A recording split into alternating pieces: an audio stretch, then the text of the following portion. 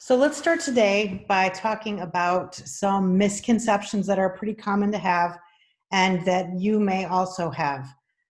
So I'm just going to review a number of common misconceptions, and then we're going to go on and talk about digestion and 4 herbs, the herbs from yesterday and today, Monday and Tuesday. So want to remember all of these things. At this point, you've seen how research is not great. There are lots of reasons that research isn't great, and it's really not any different than in any other large area. We kind of believe this fairy tale that people are out there doing all of the research that's needed. And the fact of the matter is people are out there doing the research that's funded, not necessarily the research that's needed or the research that they're interested in, and it may not be research that we most need. So the research that gets done is the research that's funded to get done. A lot of herbs are not well researched, and so you cannot ever think that the fact that it's not researched doesn't mean that it's not important. Don't conflate those two ideas. It may be really important and useful and not funded, or not something that people end up interested in doing for their research. So a lot of things about herbs are not well researched. Just because there's no research doesn't mean anything. So don't overinterpret lack of research. Lack of research only means lack of research. It doesn't mean anything about value. Keep that in mind, not just in terms of herbs, but in general. Remembering that doing good research costs money. It's expensive to do really good research. And so in order for really good research to be done, somebody has to fund it. You can't do it for free. Even if the researcher is interested in doing it for free, it costs money to run a study. Also, don't overinterpret the research to think that just because they're looking at one area means that the other areas don't work or that they're not useful or not valuable. So people might get excited about one area and then just ignore the rest. Or probably even more often, they're excited about one area because that's all they know. Because as you remember, what herbalism is now compared to what herbalism is then is sometimes a little different. Without trying to overemphasize the wonders of the past, it is true that people generally knew more about their herbs in the past. Now, we could know more about them, but a lot of times people think that they know enough when they really just know the surface, just a few things. And so stick that humility in mind for yourselves. We don't know very much. We really don't. And the more you learn, the more you know. And you may have some developing initial ideas about herbs or about herbalism or about science or about research. Just kind of keep those in that whole box of stuff that I'm still working on. I still have a huge box of stuff I'm still working on. I've been working on for, sometimes decades.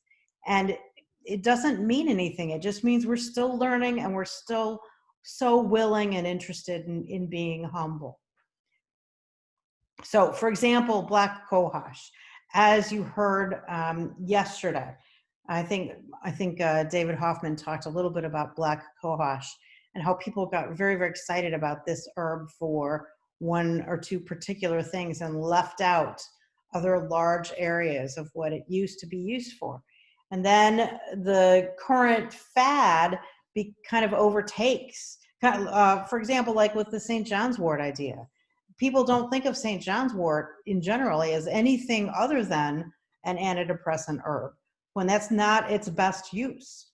It's just that's what has been researched the most now. This is the fad. This is what people tend to think of. Oh, St. John's wort, the antidepressant. When in the past you would see that herb had many, many more uses, and many of them better than as an antidepressant. So when you pull a plant component out and you study it separately from the entire plant, you're not going to get a good sense of the actual action of that component, because no plant just does one thing, and one component of a plant doesn't act independently of the other components. So let me say that again, because that is really important to know.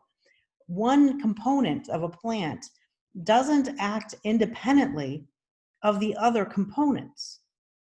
And maybe you can taste the one component, but the whole taste or the whole action of the plant is a combination of all the things that are in the plant. So just because it has one component doesn't mean that all the other things in the plant are suddenly chemically inert and the only action is by that one component. They all act together. And so other components may modify that one component. So if you pull it out and you do research on it, all you have is research on that one component by itself. You don't know what necessarily it does in the plant, in the combination of the many, many, many other bioactive constituents of that plant. Ephedra is a great example. Ephedra contains a component called ephedrine. And ephedrine, when pulled out of ephedra, has effects on your heart rate, for example, on a number of things, but heart rate is one of them. And so it can speed up your heart rate. But that doesn't mean that the plant ephedra speeds up your heart rate. It actually doesn't. And so when you say, well, ephedrine speeds up your heart rate, therefore ephedra, the plant, must speed it up, that's not actually what reality is. And so this is a great example of how we have to take our tendency to not understand something and assume that we understand it. You know, when we talked about the kind of imperialism, that the bias that we tend to have when we think we can understand something simply with just with hearing the words. This is a great example of that. So you can't assume just because a plant contains one component that that component is going to have the same action in the plant as it does outside of the plant. So the whole plant ephedra is much safer than that one component ephedrine, because the plant acts together. So be careful of that. As you look at research, what you see is that people are really excited about pulling out components, and then, well, that's fine. They can pull out the component and say, this is how the component acts, but they cannot logically go back and then say, therefore, the entire plant for sure does this, because all of those other components in the plant will all affect each other. And what you have at the end of the day is how the plant acts as a whole, not how the component acts. If you're interested in making a drug and you want to pull out an active component and then make that component your drug, and maybe find a way to modify it so that you can then make a patent for it, and then you can own that modified component. Well, that's your pharmaceutical, but it won't do the same thing as the plant. Sometimes we look at those components in animals. So we'll pull something out of a plant and then examine it in animals to see if it is harmful. And this kind of makes sense, except, again, for one, you're pulling it out of the plant, and so you're missing the boat there. And the second thing is you're giving this animal usually large doses to see those effects. And two things here. One, it is not always true that the animal effects reflect the human effects. Not always true. And the second thing is that most of the time those doses are totally unrealistic, that a human would never come close to having those kinds of doses. And so it's hard to make it apply to humans when they would never eat as much as that. They would never be in that kind of danger. If you can overdose on water if you try hard enough. Again, kind of along the same vein here, plants do more than one thing. And it's just a reflection of the way you grew up in the pharmaceutical kind of culture, that we tend to think a plant only does one thing. And if you say, well, a plant does 3 or 4 or 17 things, then you start to be skeptical. And you think, oh, well, that's impossible. That must be placebo effects. Then that's not true. That's your own biases that are getting in the way. when you are trying to apply things that you know about pharmaceuticals to plants, that doesn't work. It just doesn't work. Plants do more than one thing. Pharmaceuticals are designed to do one thing. They're like exponentially simpler than a plant. A plant has many, many secondary metabolites. They don't just have one secondary metabolite.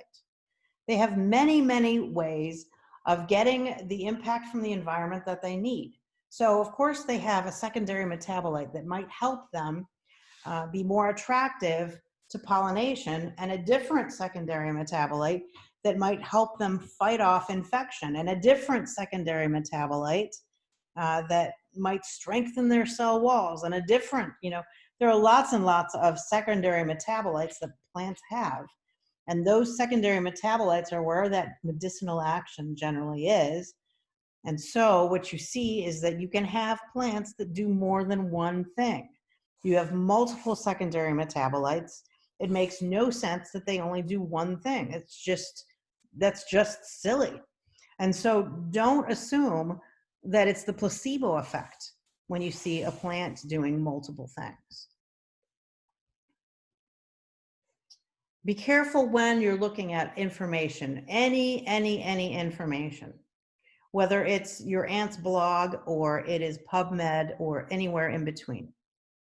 So the best way to do something, people will say, well, this is the best way to take this, or this is the best use of this particular herb. That's their own opinion.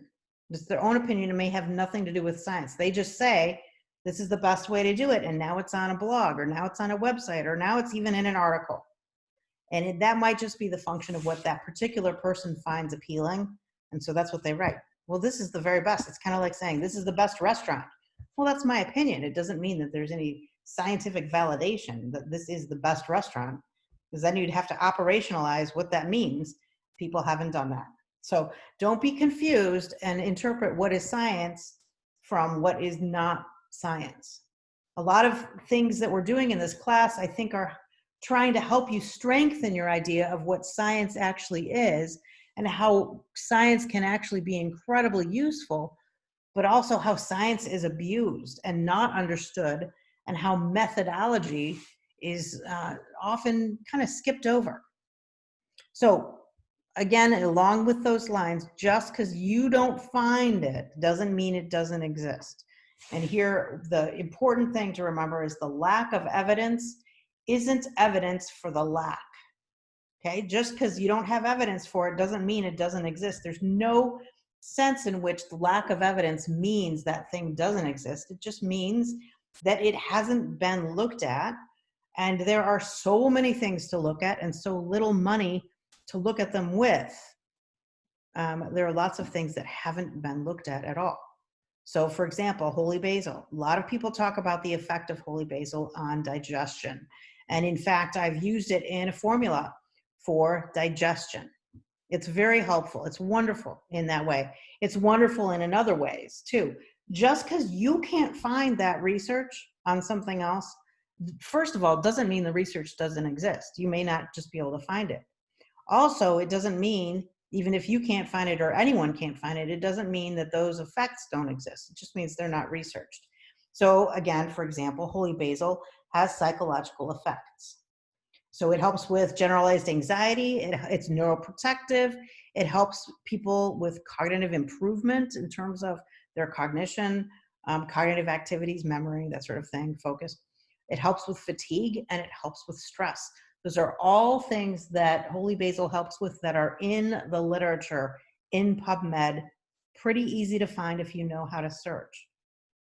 And so don't overinterpret what you haven't found. Remember this idea of bidirectionality. In other words, herbs act in multiple ways, not just one way. And so it's another indication that you've been raised in the pharmaceutical culture if you believe that plants only have one direction. And so again, you're looking at a number of nutrients that can have effects that go both ways. The idea, the direction that they go toward is homeostasis. They don't go outside of homeostasis. And so if you think of plants as having a direction toward homeostasis, in other words, a direction toward normal functioning, then you're going to be more likely correct. Blood sugar is an example. People take a plant that lowers blood sugar, and if their blood sugar is already low, they're worried and they think, oh no, I don't need it to be lowered further. Well, you are confused between what is a plant and what is a drug. A drug is a very simple compound that will do one thing. It just simply lowers blood sugar, or it just simply raises blood pressure. For example, blood pressure is a great example because it does that without consulting the body in any way. It just raises the blood sugar or the blood pressure, no matter what the body's signals are. It doesn't listen to those signals. It just kind of manhandles it and raises blood pressure. Plants provide this range of options for the body. You can think of it that way. Secondary metabolites can be used in ways that the body needs. And so you can have a plant that lowers blood sugar when the blood sugar needs to be lowered. But when the blood sugar doesn't need to be lowered, that plant is not going to make you weak and suffering from hypoglycemia. So the way that this is not snake oil. This is not magic. It's not placebo. For you to think that, oh, it can't work that way, that might be for you having a problem with humility, with believing that you understand more than you understand. And so it's not magic or snake oil that plants work toward creating homeostasis. Not understanding that is your refusal to understand that that is what it is. And it may be that in the science, we don't know very much about how those mechanics work, but also we don't know how antidepressants work. And so, it's like equal opportunity, lack of knowledge here. We have to get unstuck from our medical model paradigms to be able to understand more beyond or what's outside that box. We grow up in a box, and it's not just this way for medical model paradigms. It's this way across the board. We grow up in a box. We're told things from when we were little. We're given a worldview, and we think we know what's right and wrong and true and not true. And then we use that to judge the world around us. Well, what happens one day when we find that we've been stuck in a box and we look outside the box and we think, wait, there are things out there that are not what I was told, or not true, or they are true and I was told they weren't true. Then we have to learn, how do we figure out truth based on actual truth versus what we knew was in the box. Most plants have been used for a long time. And so we call this traditional use. And it's important to learn to respect that data and not just throw it out. I have to admit, when I started looking into herbs, I came from a very, very, very scientific mind, very scientific culture. I was at Yale in the medical school. I mean, you can't really get more medical model scientific than that. It was all about the randomized controlled trial, gold standard, how many publications do you have kind of thing. And so when I came to herbs through that, I had no respect for traditional use. I just thought that was silliness. But I also grew up in a box. Oh my goodness, what a box I grew up in. And so I started being able to see through or outside of that box with my experiences with acupuncture, when I thought that was just silliness, but it turned out it worked. So I had to work that into my head. Or I started working on using alternative methods to treat a cough of mine and to treat sinus infections. And it turns out that those worked way, way better than the solutions that I'd been given by a number of physicians that I'd seen. So I had to work that into my perspective and learn to think outside the box. And along with learning to think outside the box, I recognized that traditional use represents hundreds of years of observations. And don't we think of observations as scientific? I mean, that's kind of what we're doing. We're observing. We're observing in a systematic way. And while, yes, sometimes people may be biased in their observations, and we see that in history, there are lots of people who are doing observations. And if something doesn't generally work, people won't use it. If something generally works, people will use it. People will keep using it. You will have traditional use. And that traditional use is meaningful. If something caused huge side effects or death or problems, people would report that in their long-standing traditional use lore or whatever it is. If you remember, it is the classes that were able to write, you know, the literate classes kind of at the top that were able to write down things that could be passed along through history. And it's the classes that were illiterate that would pass on traditions and lore by mouth, by information and stories and songs, and not writing them down. Doesn't mean that they were wrong just because they weren't literate. Okay, so traditional use is something to really consider. Don't throw it out. Scientific information is really something to consider. Don't throw it out. You have to be able to tolerate or open your mind enough to look at both. This requires an open mind and not a closed mind.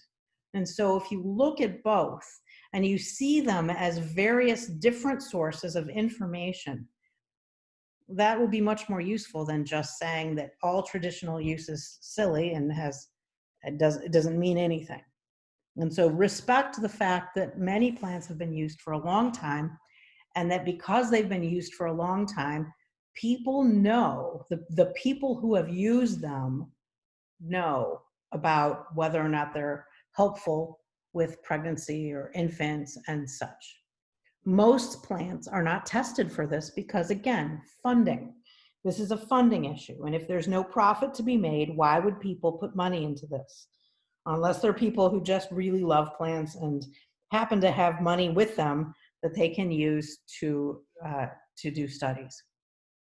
So plants that are not tested for things like pregnancy or infants or long-term use or anything, then they'll say, well, that's unknown. We don't know about this. Unfortunately, a lot of people will read that and they'll say, oh, it's unknown, therefore don't do it. Or, oh, it's unknown, therefore it's dangerous. And so all of a sudden you have people saying such and such is dangerous instead of the reality, which is, well, it wasn't shown in any scientific data. You know, nobody's looked at this yet, and we're ignoring traditional use, okay? You can't ignore traditional use. You can't say traditional use is the only thing out there. You have to take a look at what scientific evidence is also there. All right, so let's talk for a second about side effects. And coming back, I want to help differentiate this idea of side effects for you.